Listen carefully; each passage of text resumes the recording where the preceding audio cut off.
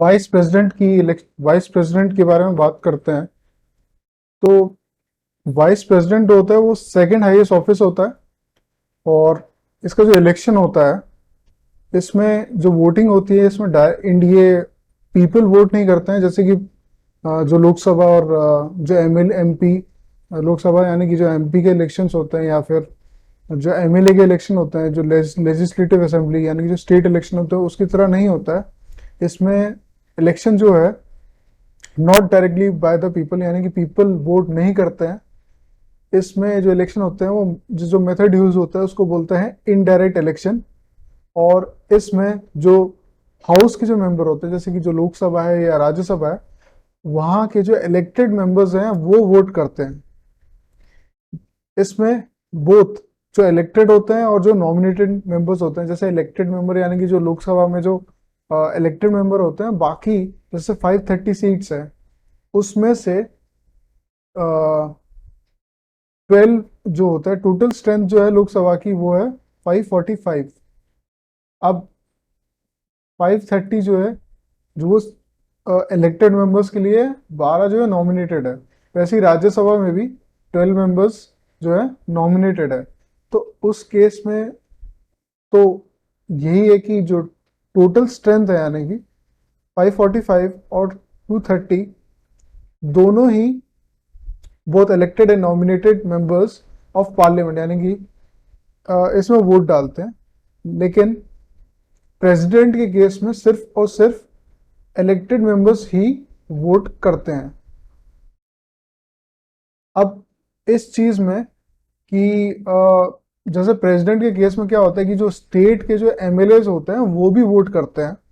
लेकिन अ, इस केस में वोट नहीं होता है।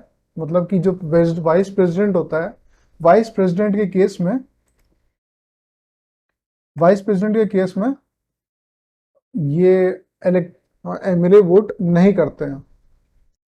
अब बात करते हैं कि जो क्वालिफिकेशन होता है वो है कि पहली चीज तो है कि he should be a citizen of India. दूसरी चीज है कि ही शुड हैव, यानी कि भारत का सिटीजन होना चाहिए। 35 एज होनी चाहिए, कि कम से कम 35 का एज हो गया हो, और वो मेंबर ऑफ राज्यसभा बन सके उसके लिए क्वालिफाइड हो।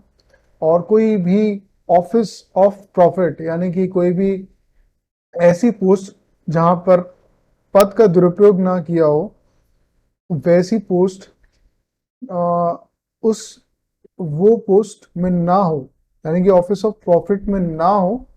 ये क्वालिफिकेशन है।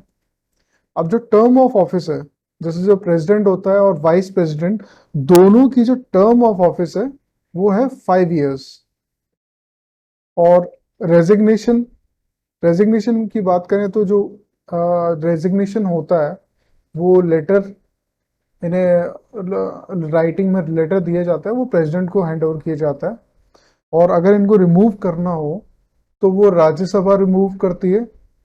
और बाय एब्सोल्यूट मेजोरिटी यानी कि 2/3, यानी कि जैसे स्ट्रेंथ अगर 230 है, अगर 230 जो है स्ट्रेंथ है, तो उसकी जो 2/3 है, यानी कि 2/3 मेजोरिटी जो है, उनको पूरी मेजोरिटी होनी चाहिए, स्पेशल मेजोरिटी होनी चाहिए, 2/3 लोगों को होना चाहिए। कि ये उसके बाद लोकसभा के पास बिल जाता है, और लो सॉरी बिल नहीं, ये लोकसभा के पास जाता है और उसमें ये एग्री किया जाता है, तब जाके इनका रिमूवल किया जाता है। अब तक और इस ये जो रेजोल्यूशन होता है, इसको पास करने के लिए सबसे पहले तो आपको 14 डेज का नोटिस देना पड़ता है एडवांस में। अब जैसे वाइस प्रेसिडेंट के जो इलेक्शंस होते हैं, इसका जो डिस्प्यूट अगर कुछ होता है तो वो सुप्रीम कोर्ट डिसाइड करती है, और वो जो कहती है वही चीज फाइनल होती है। इनकी जो वैकेंसी होती है, अब वैकेंसी जो है वो हर 5 साल में होती है, क्योंकि इनका जो टर्म ऑफ सर्विस है वो 5 साल का है, तो हर 5 साल में भरी जाती है। और रेजिग्नेशन से भी भरी जाती है, रिमूवल यानी कि जो रेजोल्यूशन पास करके, या फिर कोई ऑफिस जो अगर ऑफिस ऑफ प्रॉफिट है तब भी किया जाता है। जो वाइस प्रेसिडेंट की तो पावर एंड फंक्शंस है, पहली बात तो ये है कि जो राज्यसभा जो वाइस प्रेसिडेंट होता है वो एक्स ऑफिशियो चेयरमैन, यानी कि जो चेयरमैन होता है राज्यसभा का, जैसे कि लोकसभा में चेयरमैन होता है, वैसे ही जो स्पीकर होता है वो चेयरमैन, जो स्पीकर होता है लोकसभा में, वैसे ही राज्यसभा का जो चेयरमैन होता है वही होता है वाइस वाइस प्रेसिडेंट। ये प्रेसिडेंट की तरह काम करता है जब वैकेंसी आती है, या फिर प्रेसिडेंट जो है रेजिग्नेशन देते हैं, या फिर उनको रिमूव किया जाता है जैसे कि इम्पीचमेंट होता है, या फिर डेथ होने के कारण, तब वाइस प्रेसिडेंट जो है वो प्रेसिडेंट की तरह भी काम कर सकता है। और ये काम कर सकता है मैक्सिमम ऑफ 6 मंथ्स। ठीक है, मैक्सिमम 6 मंथ्स ही काम करता है, उसके बाद प्रेसिडेंट को इलेक्ट करना पड़ता है। और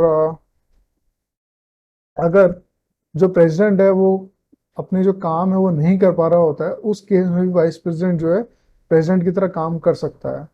vice president does not perform the duties of the office of the chairman Rajya Sabha, जब, मतलब यार वाइस प्रेसिडेंट जो है वो चेयरमैन ऑफ राज्यसभा नहीं रहेगा जब वो प्रेसिडेंट की तरह काम कर रहा है, और जो सैलरी ऑफ ये जो पावर एंड फंक्शन होंगे वो भी सेम प्रेसिडेंट की दिए जाते हैं जब वो कर रहा होगा as a act of president. Articles की बात करें तो आर्टिकल्स, ये कुछ इंपॉर्टेंट आर्टिकल्स है, जैसे कि आर्टिकल 63 जो कहता है कि वाइस प्रेसिडेंट ऑफ इंडिया, 64 कहता है कि officio chairman of council of states, यानी कि जो राज्यसभा काउंसिल ऑफ स्टेट्स, ठीक है। और वाइस प्रेसिडेंट जो है वही 65 जो है एक्ट एज अ प्रेसिडेंट। बाकी जो है 66 इलेक्शन ऑफ प्रेसिडेंट है, फिर 67 टर्म ऑफ ऑफिस है, और सैलरी जो होती है वो करीबन 4 लाख प्लस प्लस अलाउंसेस होते हैं। और जब वो प्रेसिडेंट की तरह एक्ट कर रहे होते हैं तो वो प्रेसिडेंट की तरह ही काम करते हैं। तो थैंक यू